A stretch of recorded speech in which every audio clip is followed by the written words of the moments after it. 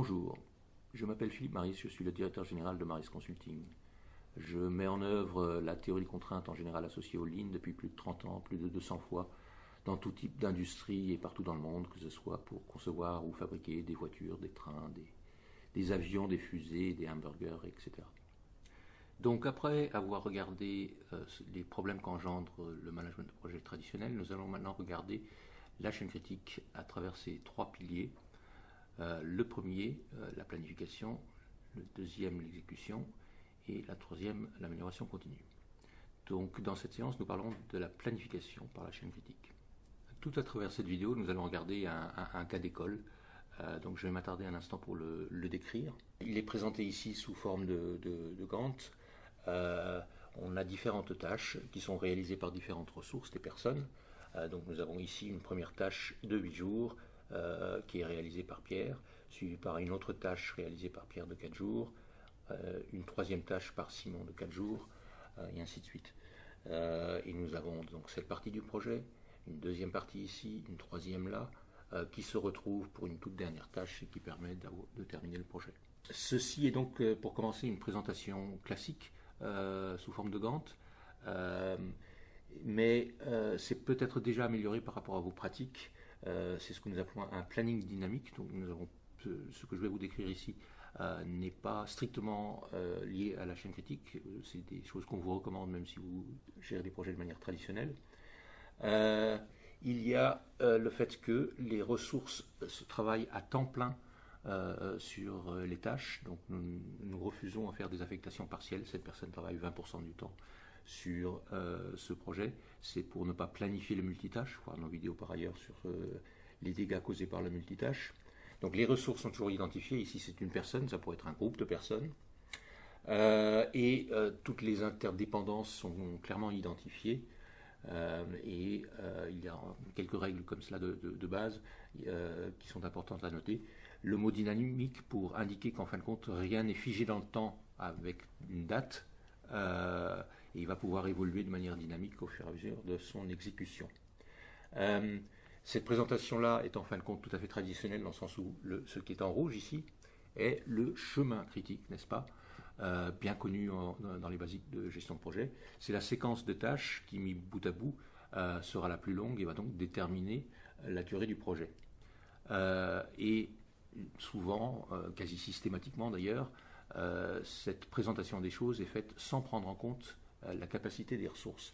Donc nous voyons que ici, par exemple, Pierre fait deux choses à la fois, n'est-ce pas ? Ce qui est impossible. Mais en général, quand on calcule les chemins critiques, on ne prend pas en compte justement la capacité des ressources. Autre point, c'est que très souvent, c'est un choix, mais très souvent, les autres activités qui sont non critiques, donc en bleu sur ce schéma, sont planifiées au plus tôt, avec la logique que pour être sûr de terminer son projet à l'heure, plus tôt on commence, mieux ce sera. Donc voilà le cas d'école que nous allons traiter pas à pas pour mettre en œuvre le planning selon la chaîne critique. Donc on voit ici le chemin critique, n'est-ce pas ? Et la plupart des logiciels de management de projet permettent en fin de compte de faire un nivellement des charges, c'est-à-dire prendre en compte les capacités. Donc si nous utilisons cette fonctionnalité, il va faire cela et il va peut-être vous représenter ce projet de cette sorte et décaler les tâches de Pierre en notant que Pierre ne peut pas faire plusieurs choses à la fois et nous nous retrouvons avec ce genre de choses. Notez s'il vous plaît que quand on fait ça, en fin de compte, le chemin critique n'est plus très visible ou perd beaucoup de son sens. Et c'est parce qu'effectivement, sa définition, c'est une séquence de tâches. Quand ici, en réalité, on a pris en compte les disponibilités des ressources et donc les disponibilités des ressources masquent le chemin critique. Alors, la première étape, c'est de supprimer les marges individuelles. Chaque tâche, vous l'avez vu dans la vidéo précédente, en fin de compte, contient un temps de travail et un temps de sécurité qui est là pour absorber les aléas et s'assurer qu'on puisse terminer les tâches à l'heure. Je veux m'arrêter là-dessus un instant parce que c'est très important. Vous verrez dans certains écrits ou sur Internet à différents endroits que en pratiquant la chaîne critique, on va diviser tous les temps par deux. Quelqu'un avait prévu une tâche de 4 jours, on divise par deux et on dit non, tu n'as que 2 jours. Il est vrai que c'est dans certains écrits, il est vrai que vous pouvez faire de la chaîne critique comme ça. Nous insistons sur le fait que ce n'est pas comme cela que nous faisons. En réalité, nous, dans les mises en œuvre de la chaîne critique, on forme les personnes au concept même de la chaîne critique à travers une journée ou une demi-journée de formation comme celle dont ceci est un extrait, pour qu'ils comprennent bien les principes. Et on leur demande non plus une durée des tâches sur lesquelles ils s'engageraient, on leur demande une durée focalisée. La durée focalisée, c'est quoi?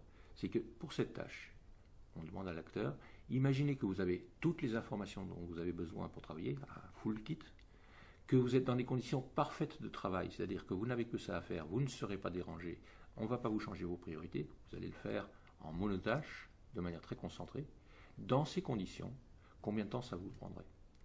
Et quand on dit combien de temps cela prendrait, ce n'est pas un engagement, on leur demande une durée moyenne, c'est-à-dire avec 50% de probabilité qu'ils prennent plus de temps que la durée estimée. Et bien sûr, 50% de probabilité qu'ils puissent aller plus vite. Mais donc ce n'est plus du tout un engagement de tenir cette durée. Donc la durée focalisée. Et c'est ainsi qu'on arrive à des temps qui sont nettement plus courts que les temps initialement identifiés. D'accord?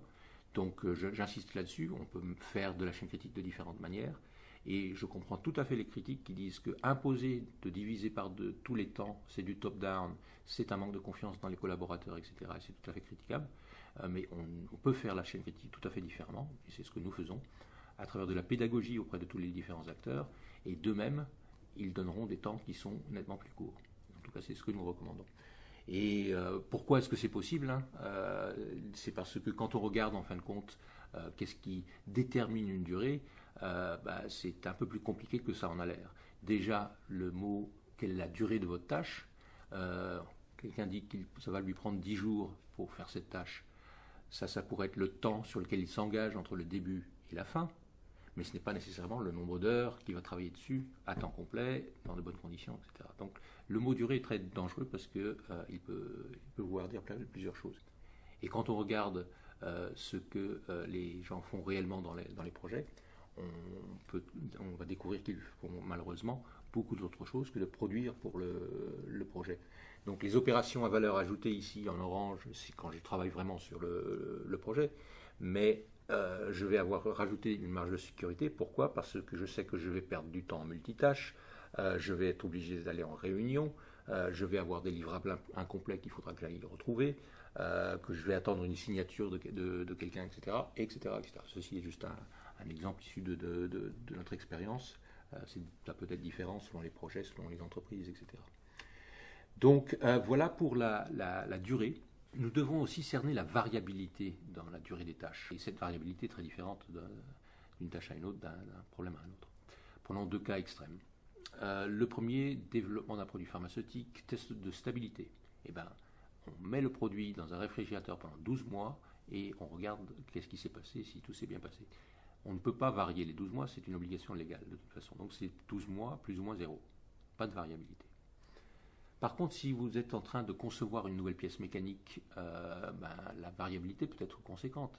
C'est-à-dire que soit en voyant la pièce, vous dites ça ressemble beaucoup à celle que j'ai faite il y a 3 mois, vous sortez le plan de la précédente, vous faites des petites modifications et très vite elle est finie, peut-être en quelques heures. Soit parce que les spécifications, ce qui est demandé est en fait beaucoup plus difficile que ce qui n'a jamais été fait, ça va vous prendre, vous allez répéter, peaufiner le design pendant des semaines. Et donc la variabilité, ça peut aller de 2 jours à 2 semaines, forte variabilité. Pareil avec les proof of concept où il faut avoir une bonne idée en fait. Donc ça difficile à estimer combien de temps ça va prendre. Donc on regarde et on identifie les durées focalisées, les durées moyennes, et on identifie la variabilité. Vous allez voir pourquoi. Donc nous avons à prendre en compte les durées focalisées et la variabilité de ces durées. Donc en revenant à notre exemple, nous avons ici le planning que j'avais présenté initialement, et si nous appliquons donc les 2 premières règles de réduire les durées des tâches et de prendre en compte les capacités des ressources et éviter que Pierre fait 2 choses à la fois, nous partons de cette situation-là et nous arrivons à celle-ci. Donc chacune des tâches ici, je répète, pour des questions de cas d'école, on les a divisés par 2, mais il faut faire autrement, sont là, mais par contre, on a ensuite pris en compte la capacité de Pierre et nous avons ce nouveau planning. Donc celui-ci, il n'a plus de marge de sécurité, par contre, il prend en compte la disponibilité des personnes. Donc maintenant, nous allons identifier la chaîne critique. En fin de compte, elle est là, mais tant qu'on n'a pas l'habitude de la trouver, on la voit mal.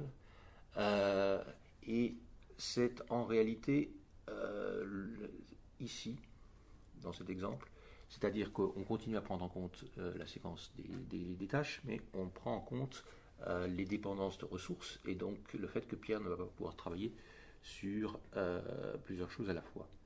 Donc c'est important parce qu'on risque de vous poser la question si vous dites que vous vous intéressez à la chaîne critique. C'est quoi la chaîne critique? Alors au sens limité et technique du terme, la chaîne critique est le plus long chemin de dépendance logique et de ressources entre les tâches. Donc c'est à rajouter la partie sur les ressources par rapport au chemin critique qui est importante, n'est-ce pas? Mais vous le voyez bien à travers ces vidéos, ça c'est une définition très restreinte de la chaîne critique. L'approche dans son ensemble est beaucoup plus large que ça. Donc la chaîne critique, à proprement parler, techniquement, c'est cette petite chose, mais l'approche dans son ensemble est bien plus large. Donc nous la voyons ici, enfin, la chaîne critique est là, en rouge. Et c'est très important, et là on retrouve toutes les notions de théorie des contraintes, parce que c'est la séquence qui va déterminer en fin de compte la durée du projet. Donc effectivement, la chaîne critique réinvente ou fait évoluer le chemin critique, puisque le chemin critique qui prétendait connaître la durée du projet, on dit que puisqu'il ne prend pas en compte la capacité des ressources, ce n'est pas vrai. Il faut en fin de compte trouver la chaîne critique, et c'est la chaîne critique qui va définir la durée du projet. Et donc ce sera très important parce que maintenant, si on veut par exemple faire améliorer les performances du projet, il faudra travailler sur cette chaîne critique. Donc après avoir identifié la chaîne critique, nous passons à la 4e étape qui est de décider quand on démarre les tâches non critiques. La chaîne critique étant là, en rouge, on a des parties du projet, comme ce paquet de tâches en bleu, qui sont non critiques. Et donc en fin de compte, on pourrait décider de les démarrer par ici, au plus tôt, ou par là, au plus tard, n'est-ce pas? Et il y a des bonnes raisons de les démarrer au plus tôt, soit pour des questions de disponibilité de ressources, soit pour être sûr d'avoir terminé telle et telle tâche, soit parce que la pression de la valeur acquise fait que vous voulez les faire au plus tôt. Par contre, les faire au plus tard, c'est plus en juste à temps, etc. Donc, à ce stade, notons qu'on a la possibilité de déplacer, quand on déclenche, les activités non critiques. Et enfin, nous arrivons à la 5e et dernière étape de la planification par l'approche chaîne critique. Et elle est fondamentale, mais elle n'est que possible si on a fait tout ce que je viens de vous décrire auparavant. Qu'est-ce que nous avons fait ici? Nous avons, en fin de compte, redéfini la durée des tâches pour donner des durées moyennes, avec 50% de probabilité de les terminer dans les temps prévus. Donc en réalité, un planning tel que nous l'avons construit jusque-là avait aucune chance de réussir, aucune chance de terminer à l'heure, parce que, bien sûr, les problèmes vont avoir lieu et on allait accumuler des retards, n'est-ce pas? Et donc, il faut se protéger contre ces retards certains, ou très probables, et c'est là où nous installons donc des buffers, des tampons, et il y en a de 2 types. Le premier est un buffer projet. Il est ici. Il est là pour absorber les problèmes et les retards qu'on va pouvoir rencontrer à travers la chaîne critique. N'est-ce pas? Donc, ceci étant des temps moyens, on sait qu'on va avoir un certain retard. En plus, comme je l'ai décrit tout à l'heure, ces tâches, au-delà de leur durée moyenne, ont des variabilités plus ou moins importantes. Et on va en réalité déterminer la taille de ce buffer en prenant en compte la variabilité probable dans l'exécution de cette chaîne critique. Donc rappelez-vous, il y a quelques instants, on a calculé la variabilité des tâches. Et donc en faisant des calculs statistiques en disant la somme de la variabilité ici et là et là et là donne un risque de variabilité globale de temps et on installe un buffer en conséquence. Alors une des petits avantages évidents de travailler de cette manière, c'est qu'on va pouvoir mutualiser les risques de variabilité qui sont ici, n'est-ce pas? On n'a pas besoin de se prémunir contre le pire scénario de chacune des tâches. Donc il y a une mutualisation comme dans une assurance, et qui fait que je vous épargne la formule avec les racines carrées, etc. On va pouvoir faire en sorte que cette protection globale, elle est moins conséquente que celle des sommes des variabilités des différentes tâches. Pour rester simple à ce stade, vous pouvez noter que ce qu'on peut faire, c'est prendre en compte la somme des durées sur la chaîne critique, la diviser par 2 pour déterminer le tampon projet, ou dit autrement, faire en sorte que le tampon projet représente 1/3 de la durée du projet. Donc voilà, nous avons ce buffer projet, nous y reviendrons ultérieurement dans le reste de la formation, car il est très important. Mais ce n'est pas le seul. Il y a aussi les tampons auxiliaires qui sont ici. Et leur fonction consiste en quoi? Eh bien, c'est de s'assurer que les tâches non critiques, qui sont ici par exemple, ne mettent pas en péril les activités critiques, la chaîne critique. Donc on ne veut pas qu'arrivé à ce stade, les activités qui n'étaient pas critiques aient connu un problème et ne permettent pas de poursuivre le long de la chaîne critique. Donc on va, de la même manière, déterminer des protections qui seront calculées en fonction de la variabilité dans les tâches qui les alimentent, et on va les positionner partout où les activités non critiques rejoignent la chaîne critique. Donc il y a 2 types de tampons, le tampon projet et les tampons auxiliaires. Voilà donc comment on planifie un projet selon l'approche chaîne critique. Et c'est très important de comprendre ce qu'on a construit ici, parce que ce planning, il est à la fois performant et robuste. Il est performant parce qu'on a su réduire les différentes durées de tâches, ce qui a permis d'avoir une durée globale de projet extrêmement réduite. On constate en général à travers le monde que les gens arrivent à réduire de l'ordre de 40% les durées globales. Donc c'est un planning très performant. Il est réaliste parce qu'il a pris en compte le fait que les ressources ne peuvent pas faire deux choses à la fois. Et il est réaliste parce qu'il n'a pas ignoré la variabilité et les incertitudes, et il a rajouté une protection conséquente pour absorber celle-ci. Et donc, en travaillant de cette manière, on va vite, mais on est protégé, et il y a des très fortes probabilités qu'on termine le projet à l'heure, voire en avance. C'est ça toute la beauté de la chaîne critique. Jusqu'ici, dans cette vidéo, nous avons regardé le problème de planifier un projet tout seul. Pourtant, la vaste majorité des utilisateurs et des mises en œuvre de la chaîne critique managent des portefeuilles de projets, avec 10, 100, 1000 projets concurrents, simultanés, qui traversent une organisation. Et pour comprendre ce que on va dire maintenant sur le management du portefeuille, il faut se rendre compte d'une évidence, j'espère. C'est que si vous voulez que votre portefeuille dans son ensemble soit gérable, il vaut mieux que chaque projet, individuellement, ait été planifié avec la prochaine critique, bref, avec une bonne probabilité qu'il se déroule bien. N'est-ce pas? Comme ça, quand vous aurez à gérer de nombreux projets, puisque chacun est construit de manière robuste, vous avez des chances de vous en sortir. Comment fait-on? Donc on a une somme de projets, chacun d'entre eux a été planifié de la manière dont je viens de décrire. Et pourtant, on a un portefeuille de nombreux projets qui vont utiliser les mêmes ressources. Que fait-on? Eh bien, tout ceci, c'est de la théorie des contraintes, n'est-ce pas? Donc, qu'est-ce qu'on fait? On va identifier dans les ressources celle qui est le plus chargée, celle qui est la contrainte de capacité. Et vous pouvez voir des vidéos qui rentrent plus dans le détail comment on fait cette identification. Si je reprends un schéma tel que celle-ci, nous avons des projets, j'ai simplifié, qui commencent ici et qui terminent là. Elles traversent différentes ressources, différents départements. Eh bien, selon la théorie de contrainte, inéluctablement, la distribution de la charge de travail est inéquitable et il y a bien une ressource qui est goulot, contrainte de capacité. Et donc, qu'est-ce qu'on va faire? On va prendre en compte les capacités de cette contrainte et lisser le lancement des projets pour éviter que des projets s'accumulent avant la contrainte de capacité. C'est aussi simple que ça. Alors, dans le monde des projets, il est plus difficile d'identifier et de quantifier les capacités des ressources que dans un monde, par exemple, de production. Donc parfois quand on n'arrive pas à trouver une contrainte de capacité ou de calculer où elle pourrait se trouver, on utilise exactement le même principe, mais on choisit un point de contrôle. On dit je vais partir de cet endroit-là et je vais contrôler l'activité en fonction de ce qui se passe ici. Donc, et j'éviterai que je lance plus de projets que ceux qui traversent cette ressource-là. Voilà, c'est aussi simple que ça. Pour conclure, notez que ici, si vous déroulez les étapes telles que je viens de les décrire sur un vrai projet et pas un petit cas d'école simple comme celui-ci, ça va prendre du temps. Donc la chaîne critique vous demande effectivement de passer plus de temps que probablement vous ne passez aujourd'hui à planifier un projet. Et pourquoi est-ce que cela est légitime?